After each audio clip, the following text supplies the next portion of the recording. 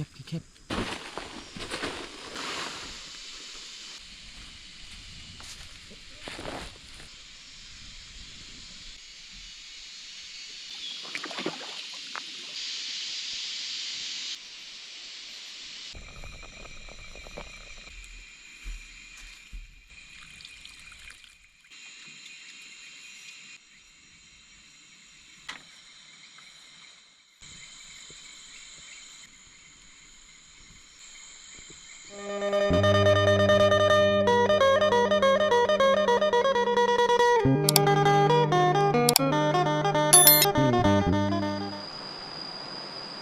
กราบทักทายสบายดีและก็สวัสดีพ่อแม่พี่น้อง FC เบิ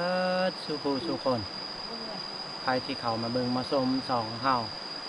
ขอให้อยู่ดีมีแรงเด้อพ่อแม่พี่น้องเอ้ยสำหรับมื้อนี้เฮาก็สิเข้าห้วยหรือว่าเข้าป่ามื้อนี้ก็พาลูกพาเมียไปนอนห้วยนี่แหละไปนอนหาอยู่หากินคือเก่าเอาไปมื้อนี้ก็ไปกับบ่าวต้อมแล้วก็หลานน้องบัวพาแล้วก็น้องตุ๊กตายังอยู่บ้านเพิ่นบ่ไปเพิ่นเบิ่งเฮือนนี่แหละสบายดีพอสิเดินทางทางนี้แหละขึ้นเทิงทางมันยากแด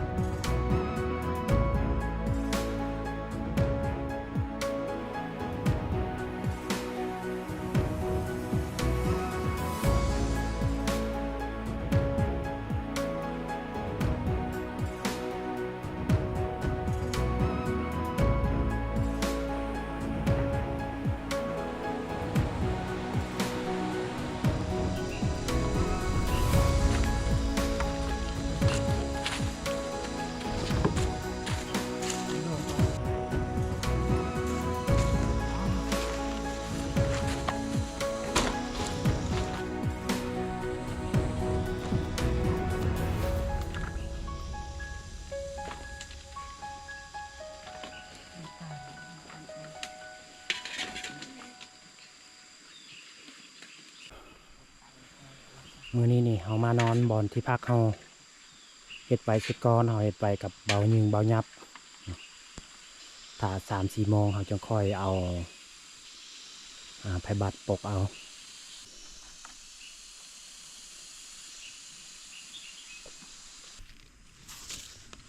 เก็บโอ้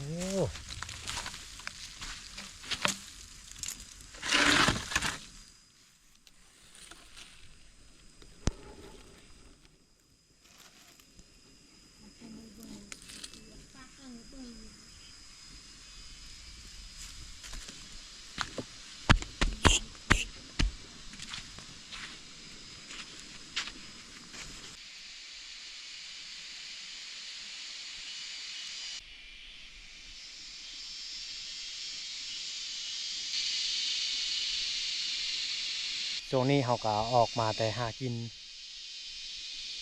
ไปหากินตอนเที่ยงก็ได้ปลา 3-4 โตบ่ได้ถ่ายให้พี่น้องเบิ่งเนาะสิกะเกียมอันกลางไผบัดนี่แหละยานมันเย็นหรือว่าฝนตกยามกลางคืนพื้นไผก็น้องบ่พาเพิ่นดังไว้แล้วสิเกียมใส่ไผบัดบัดนี้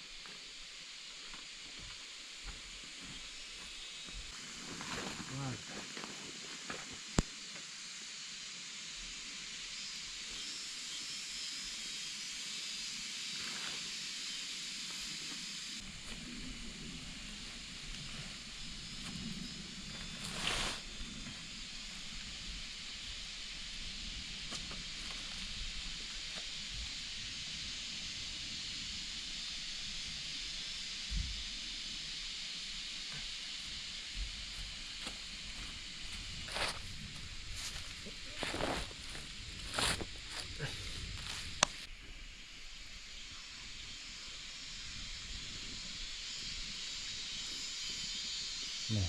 เอาปกไผบัดเรียบร้อย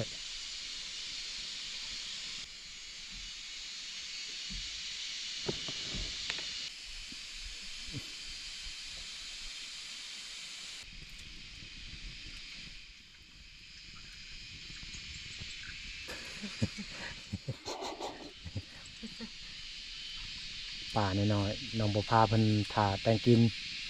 ข้าวของเขาเฮาสิไปออกหากินเอามุงอันนี้เรียบร้อยแต่พา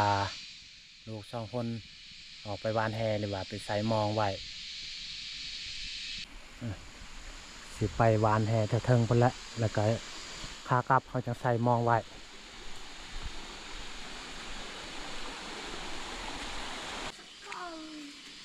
ปะอยู่หานหลังนึงมองวานแฮ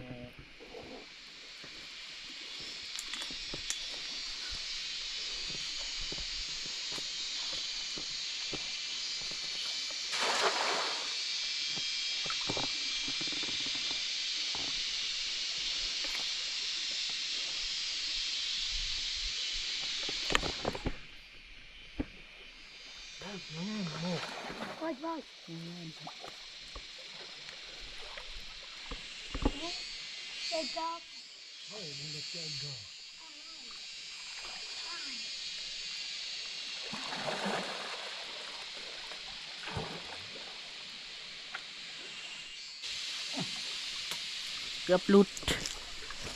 ตัวนึงแล้วทุกคนมาดอยู่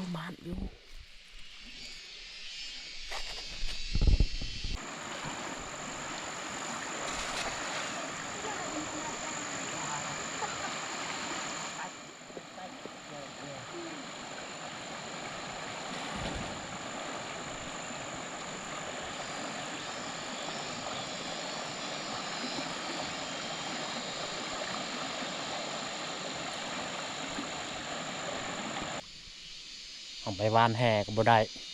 ได้ตัวเดียวสีเมื่อใส่มองไว้นี่แหละ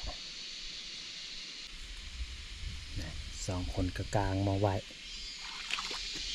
กลางไว้ดีๆเด้อมาตอมจะนำบ่ได้กินของกินมื้ออื่น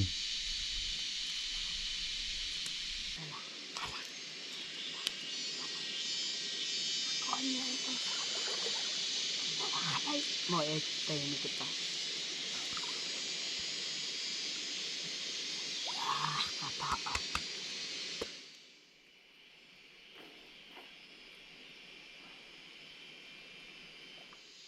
นี่อันนี้ลังนึงเฮาใส่ไว้แล้วก็นี่อีกลังนึง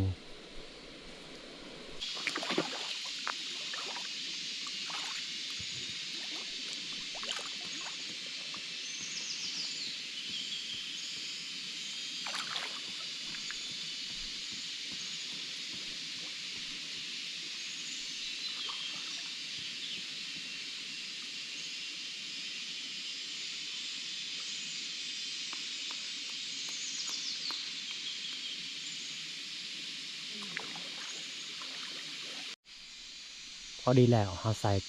หมองอันบ่าวต้มกับหลานเพิ่นใส่อันลังสุดท้ายโพ้นไปทางลงลุมเฮาใส่หมองไว้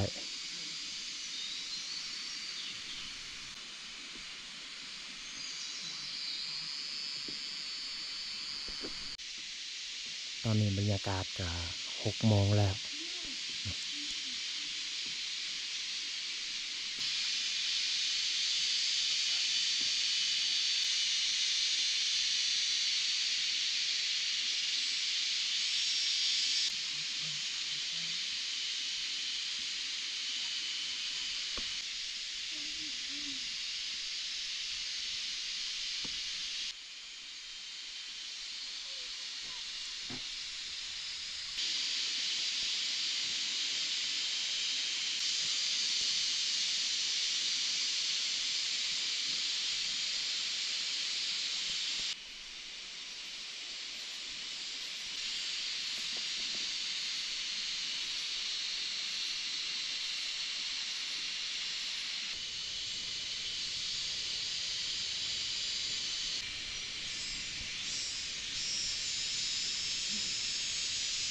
บรรยากาศจะค่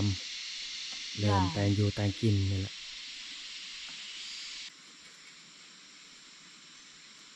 เข้าน้องบ่พาเพิ่นหุงไว้แล้วช่วงเฮาไป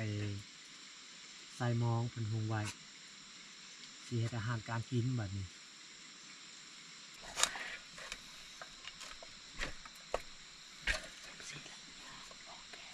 4 คนพอดีกิน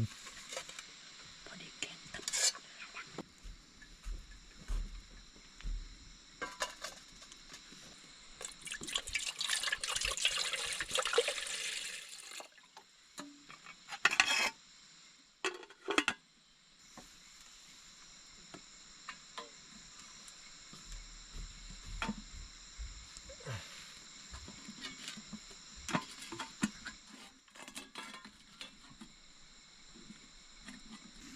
เนี่ยปลาที่เฮาเฮ็ดอาหารแรงมื้อนี้บ่ได้หลายนี่ปลาตอนเที่ยง4-5 ตัวตอนแรงนั้น2 ตัว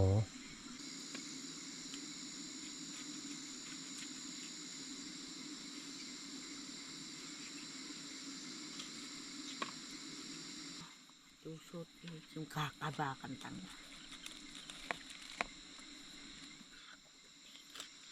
80 องศา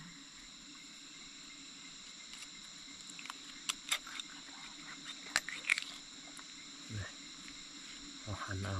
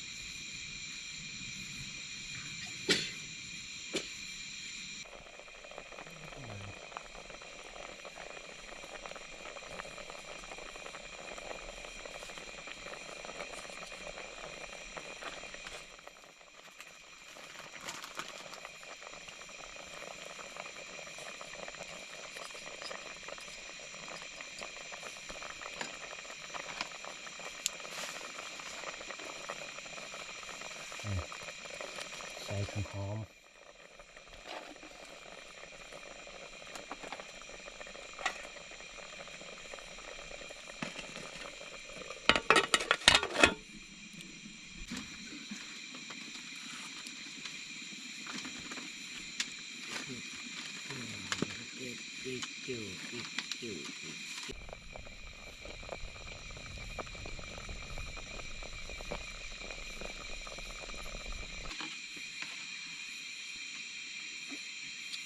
ว้าว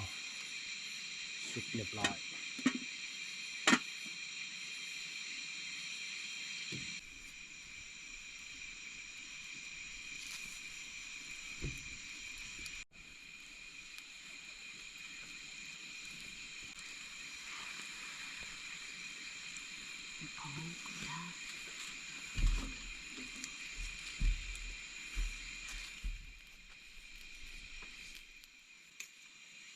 ว้ายสุกเรียบร้อยปลาเฮา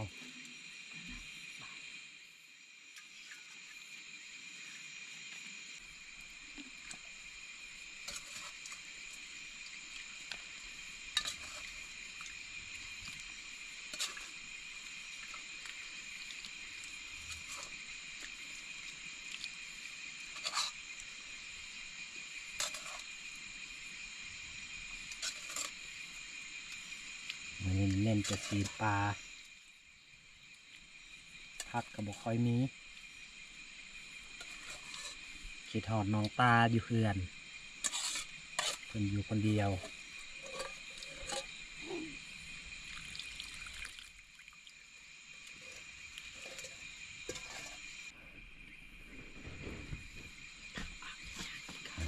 ประมาณนี้แหละขอน้ำตามปลาเฮา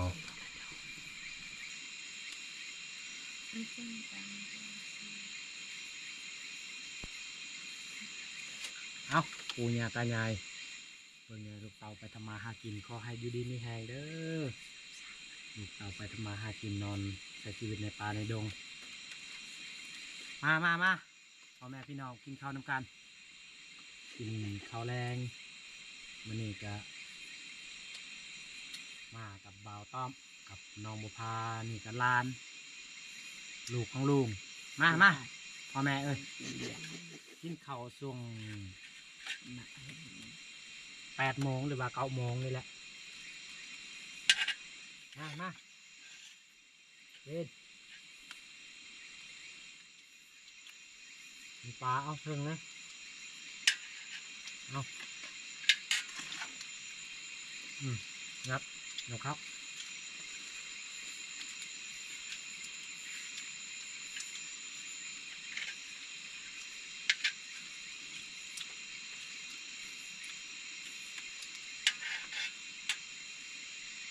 น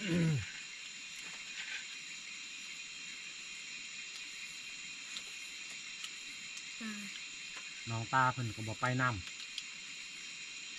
เพิ่นเบิ่งเฮือนอยู่กับปูพ่อครับพ่อของน้องอันบัวพา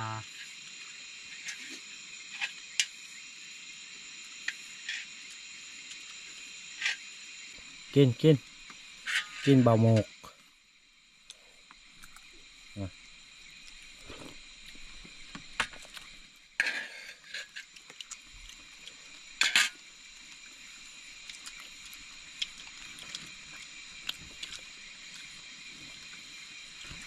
เนี่ยปลาตัวเขาปีน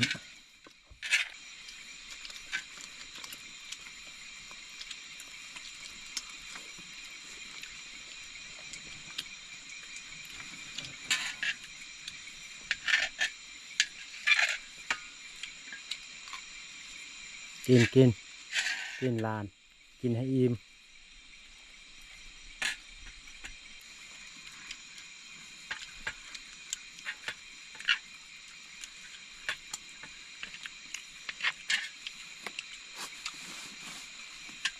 นื้อปลาตัวเขาได้ใหม่ๆนี่นัวแซ่บบ่คือประเภทปลานิลหรือว่าปลาดุกเขาซื้อมาจากตลาดแล้วมีปลาโดยธรรมชาติแซ่บคักอยู่เลย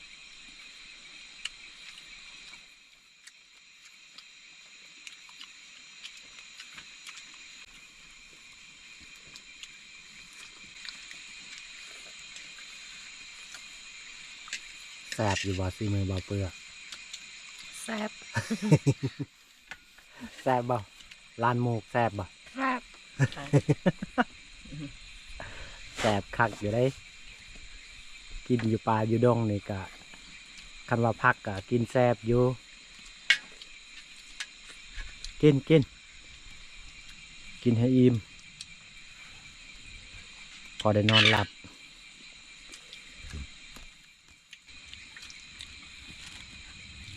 ยกตอนเลย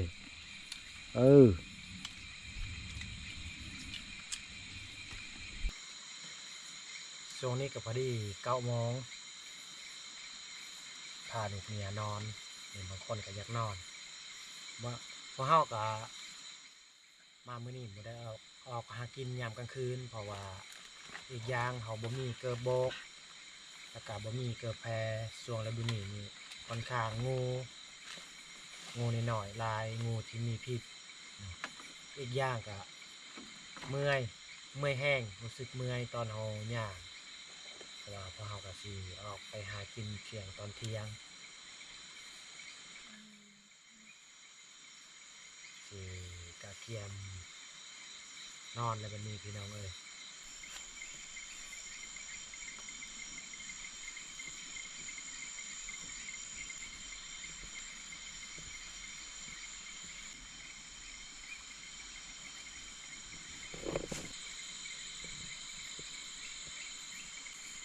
คืนนี้พอเฮาก็นอนสูงอยู่เพราะว่าที่พักเฮากับเบายืงเบายับเฮาเฮ็ดไว้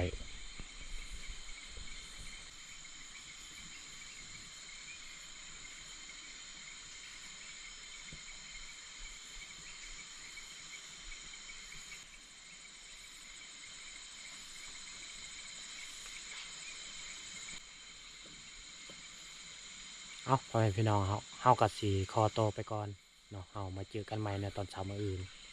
เพราะว่าช่วงนี้ก็ดึกสิเข้านอนทุกคนนี้เพราะว่าเมื่อยเฮาย่างจากบ้านอีกอย่างเฮาเจเครื่องมากอะนักเติบพ่อแม่เอ้ย